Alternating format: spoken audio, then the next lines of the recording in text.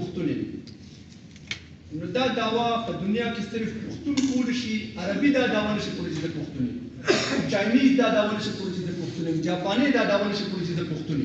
نو بیا ما ته څه خبرې دي چې د هغې په بنیاد زه دعوا کولی شم چې زه پښتون یم؟ تاسو دعوا کولی چې موږ پښتانه یو، چا څه سند راکړی دی چې موږ پښتانه یو؟ د دې څه کورس موږ کړی دی؟ څه بله داسې څه خبره ده چې په هغې بنیاد باندې موږ دا دعوا کوو چې موږ پښتانه یو؟ نه، زمونږ د مسلمانانو آئین قرآن کې الله تعالی دا فرمایي چې تاسو ما د یو ښځې او سړي نه پیدا کړي او په قومونو قبیلو کې مې وویشلی.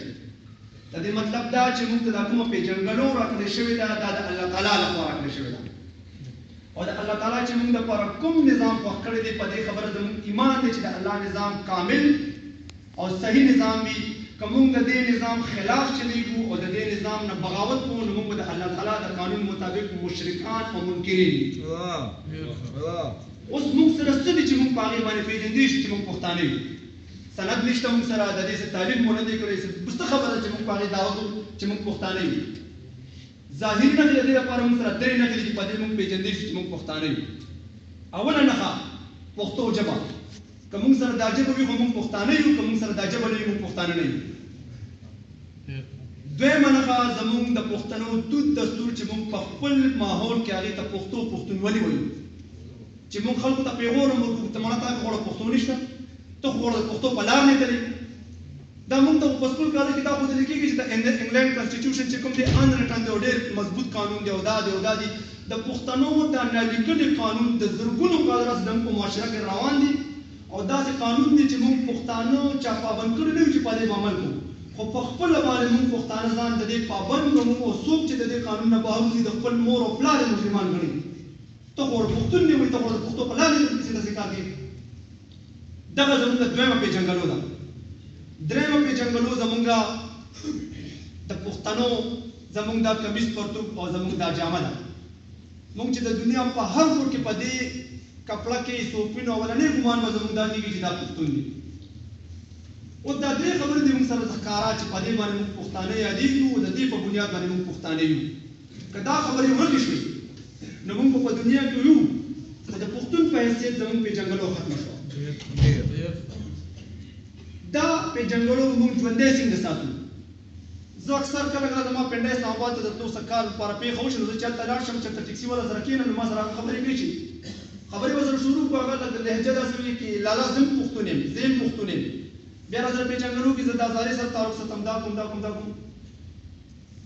اوس هغه خو ما ته وایي چې زه پښتون یم، خو چې د هغه پښتو ته زه ګورم ما د هغه پښتون نه ښکارېدل، دا څوک پنجابي دی خو پښتو یې زده کړې ده. نو که دا موږ په کوم طور طریقو سره روان یو 30-40 کاله موږ نور داسې پاتې شو، زموږ راتلونکي ټول نسل به داسې وي څنګه چې هغه پنجابیان دي. په خوله خو موږ دعوه کوو چې موږ پښتانه یو، خو پښتو ژبه به موږ سره نه وي، د پښتنو دا جامه به موږ سره نه وي، د پښتنو دستور به موږ سره نه وي. ما کاشف اعظم صاحب ته وویل چې تا خو د خپل بچي موږ ته ذکر هم وکړو، واقع دې بیان کړو چې خپل بچي دپاره ما استاد ونیو چې ته پښتو ښوي. په دې پارلیمان کې چې کوم خلک ناست دي دا پنجابیان نه دي، د دې نه مخکې چې په دې پارلیمان کې کوم خلک ناست انګریزان نه وو. د پاکستان د جوړېدو نه پس تر نن ورځې پورې چې په دې پارلیمان کې څومره خلک راغلي دا ټول پښتانه دي. او په دې باندې د دې ژبې او د دې قوم دا حق دی او د دې دا فرض جوړېږي چې د دې قوم د بنیادي حقوقو خیال وساتي او د دې د ژوندي پاتې کېدو لپاره عملي قدمونه پورته کړي. زه وخت انستل نه غواړم ستاسو ملګري بیا بیا دا ګیله کوي دا فریاد کوي چې وخت کمی دی.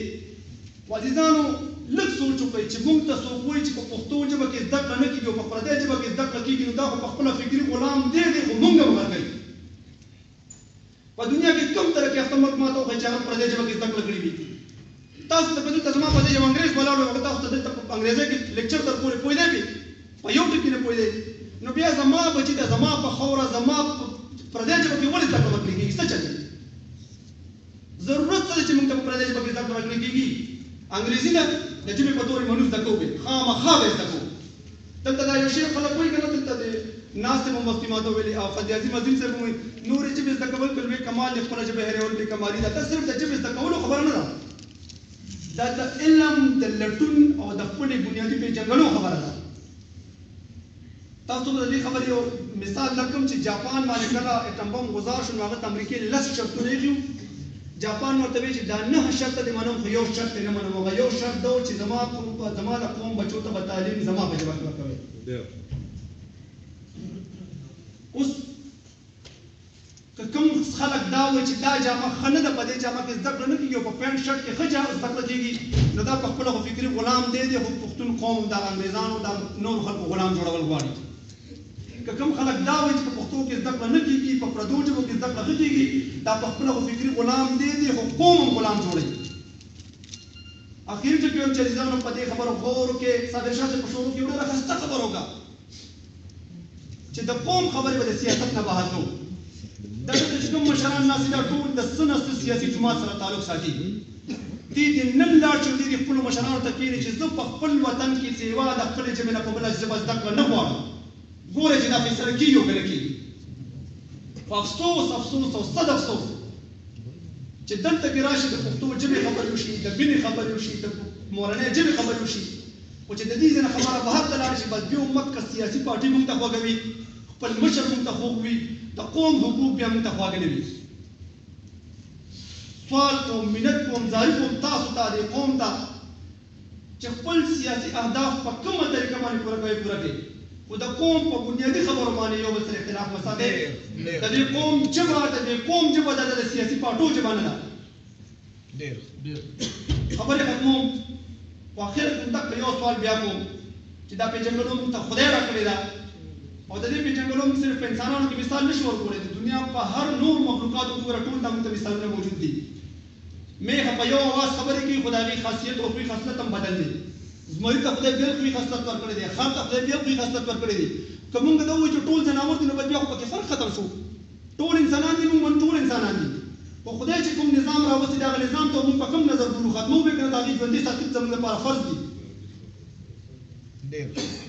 وخت نه کوم ستاسو ډېره مننه خو خدای ته هم جواب ورکوو او د دې نظام نه د فایدې اوچتولو دپاره پکار دا ده چې موږ قوم ته په هغه ژبه کې زده کړه ورکړو کومه چې د دنیا ټولو قومونو خپلو مشرانو د دنیا ټولو مشرانو د خپلو قومونو لپاره خوښ کړې ده.